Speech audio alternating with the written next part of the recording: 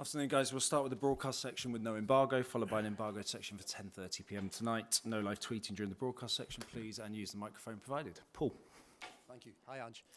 Have you got any fresh injury worries, any returning players, and in particular Porro and Udogie? Are they fit to play?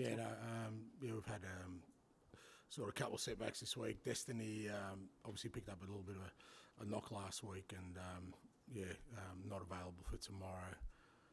Don't think it's anything too serious. With no game next weekend, he should be back. Pedro picked up a strain of training. Again, probably a couple of weeks for him. With a game break, hopefully doesn't miss too many. And probably the major one for us is Fraser Foster. Got a knock at training, got a bit of a fracture in his foot, so he'll probably miss. Conservatively a couple of months now. So they're the main three coming back. Nothing changed from last week. Everyone was available. In terms of performances, I think it's the best points tally for this stage of a campaign in the last 5 seasons. You've scored in every league game this season. What are you saying to the players at this point when it comes to meeting targets for the season, or maybe setting targets between now and the end of the season?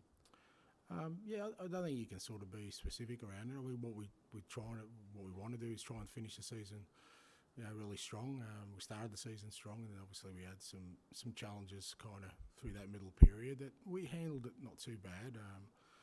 Obviously the results weren't great, but our sort of competitive levels were still decent through that time, and it's about finishing the season strong. I don't think it's any different to any other team. You can have sort of specific targets, but ultimately, if we can finish the season strong, we'll be in a decent position. And away from Tottenham, it's obviously been a difficult week for Roy Hodgson. I just want to talk about the pressures of management and any support for him at the moment. Yeah, look, I mean, I don't think it's my place to talk about Roy or kind of his situation right now, or his health for that matter, because they're all private matters. But, everyone knows the standing he has in the game, and,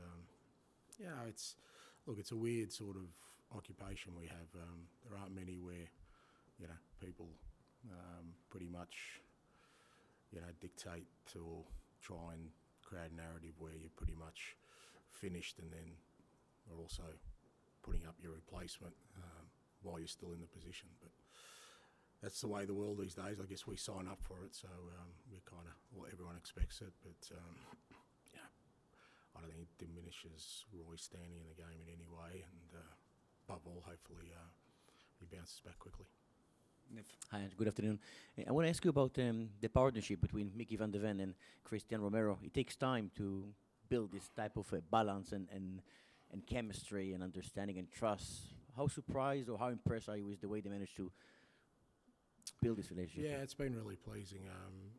As you said, like centre-back partnerships, most of the time, they tend to build together because you need so much understanding in a crucial part of the game where a lot of it is almost unspoken, where, you need to be able to understand each other's game. And I think they complement each other really well. I think I've just been super impressed with Romero this year, the way I already knew he was one of the best defenders in the world, but the way he's kind of tackled the whole leadership area and, really sort of become disciplined in his play, and how he's not just Mickey but the other players, he's kind of really guiding them in the right way, but especially Mickey. And Mickey I've already spoken about. The way he's adjusted to the Premier League has been outstanding, so it's great for those two. Obviously we missed both of them during the middle part of the year, so it's good to have them both back out there. Question about Bren Johnson, please. Becoming a bit of a super sub. We saw the goal against Brighton, the goal against Brentford as well. How impressed you've been with him, with his role at the team?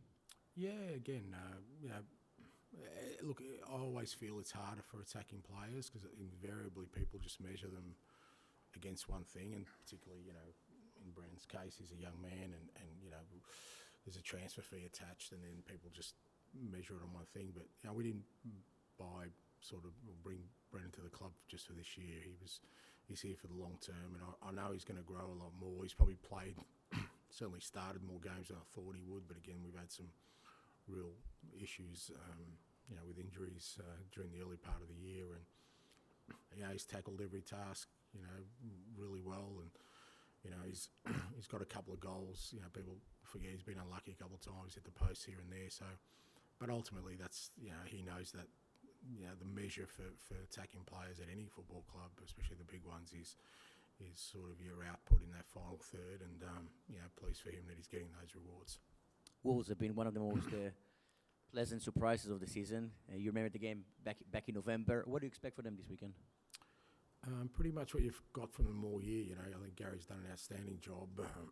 They've got, they work hard for each other. They're a well-organised team. We saw that, when we played them at their place. They worked hard to the last minute and got the result. And they've also got some pretty, special individual players in that group as well. And they're always a threat going forward. They're exciting when they run with the ball. So we're expecting a tough game, but I think you get to this point of the year, and I don't think there'll be too many easy ones because everyone's got something to play for, I think, and we're expecting a tough one. Rob. Hi, Ange. Ryan Sessegnon was involved in training yesterday. Where is he in terms of his fitness, and is he someone who could potentially be back in the first team squad soon? He's back training, which is the first step. Now he's just got to sort of put a body of work together at training, and then we'll kind of assess it from there. But this is kind of the first week he's had with us.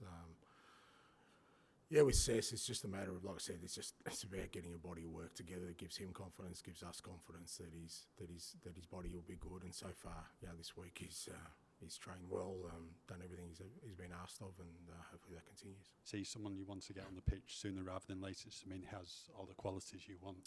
It's the same as everyone else, mate. No different. I want all of them to be out there. I want all of them to be available. He's no different. Obviously, he's gone through a tough time, but there's no point in me sort of putting any extra sort of pressure on him. He knows kind of his biggest hurdle is just going to be being out there for a long time. He kind of had a false start when we got him out there a few weeks back because we had a lot of injuries. But like I said with Cess, it's just about him getting a body of work together, and then he'll feel better, and I think he'll feel more confident about taking an opportunity.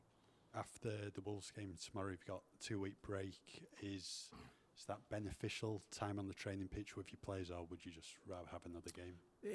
Probably this kind of time of the year you'd rather have a game because we've only got one a week anyway. We're obviously not in Europe, not in the Cup, so it also means that that game's going to get jammed somewhere where we're going to have to play some pretty big fixtures in a short space of time. So much rather have a game, but we've kind of known we're not going to have that game next weekend, so we're planning accordingly. Thanks, Charlie. Just wait for the microphone.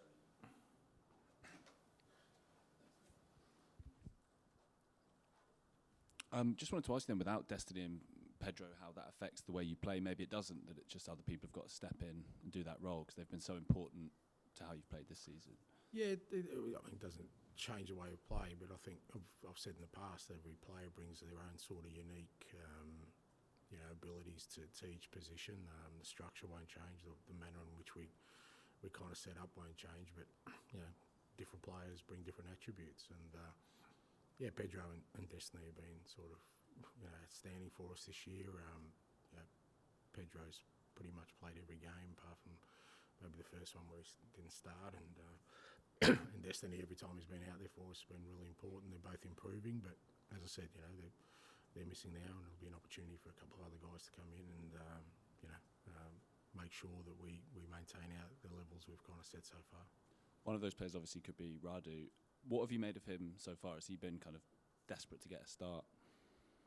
He's been great, he's working hard, but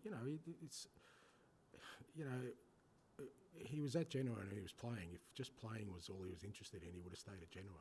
If you want to move to big clubs, that's part of the process, and he knew that. That's why he took, and that's why you got. I wanted him here because he knew the challenge of coming here,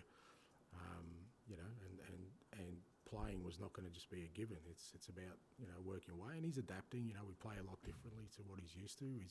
We've used him in games, and I think he's done well when we've used him. And again, we didn't buy him for 6 months. We bought him to this football club for a long time, to be here for a long time, and we already seen this year, losing our 2 central defenders, what an impact that had on our season. Well, don't want that to happen in the future. So Radu is here for that, and over the next sort of 3-4 months before the end of the season, it's about him adapting and working hard. But he's been outstanding at training, great attitude, really great amongst the players. The players are really kind of can see the qualities he has, and he's ready to play. Just on another topic, I wanted to ask, was that event yesterday for Proud Lily Whites celebrating 10 years of the LGBTQ plus fan group? And just how important to you and to the club is that inclusivity? Because it feels like Spurs are one of the kind of leading clubs, and it's that group has kind of led the way. Yeah, I mean, look,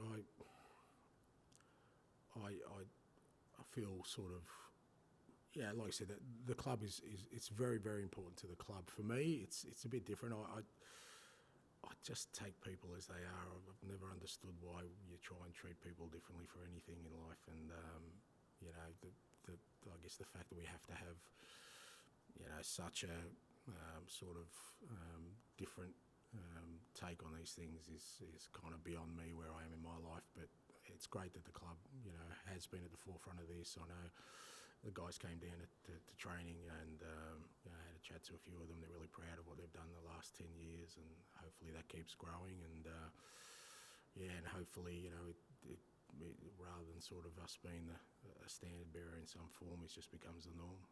Has that changed? Sorry, just to follow up. Has that changed a lot since that inclusivity awareness since you've been in the game, and has it changed enough? I guess. Mate, the world's changed. It's. You got no idea, mate. You got no idea how much the world's changed. I still remember I was in the city with my kids yesterday, and they saw a phone booth and they didn't know what the hell it was, mate. He said, that's how I used to call your mum. So the world has changed a lot. Okay, James, please.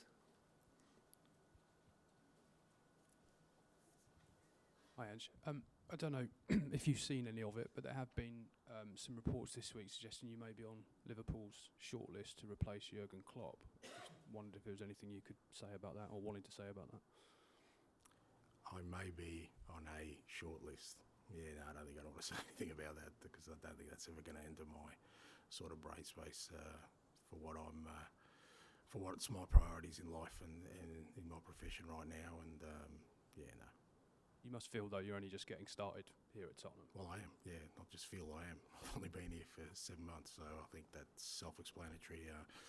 But it pains to say that, we're still, we've still got a long way to go in terms of the football we want to play, the team we want to be, the squad we want to have. We've had, I think, 2 positive windows. I think we've had a decent campaign so far, but, we've got a long way to go. Do you think there's any doubt at all that you'll be here next season?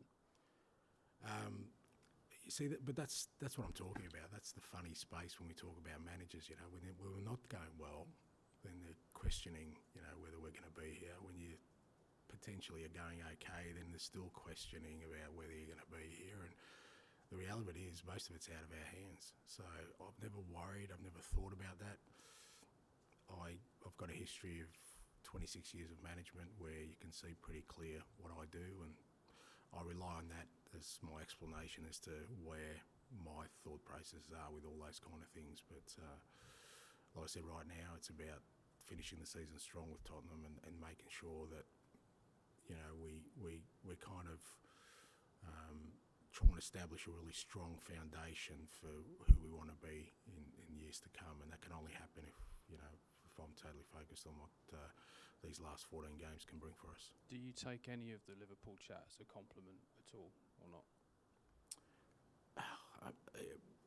Well, it depends, If it's just people throwing up names, then who cares? Like, seriously, doesn't matter. But at the end of the day, if I'm doing a good job, hopefully it does mean that,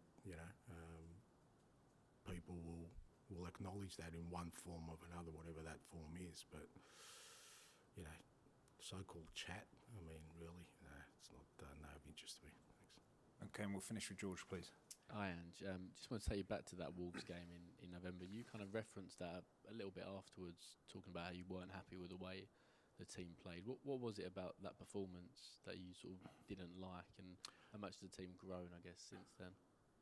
Yeah, look, it was just, I think there have been many games this year. There's probably been, less than a handful of games where I just felt we ended up playing for a result. Now, was kind of natural at the time. We had a lot of injuries, obviously, in that game and before that game, and kind of we put out a lineup that, you know, guys hadn't played for quite a long time, and we got ourselves in front, and it's only natural, it's human nature for people then to try and hold on to that, you know, because it is a accomplishment, but you know, those kind of moments also I think are important for me to make sure that the players understand that that's not where we're at and that's not where we want to be. It's not just about chasing a result so we can, you know, sort of feel good about that. It's about staying true to who we want to be through this, especially this time where we're building something. And you know, even if we had won that game 1-0, it wouldn't have left me feeling any better about our approach. And again, it wasn't me being critical of the players. It's more about guidance to say, well, you know what,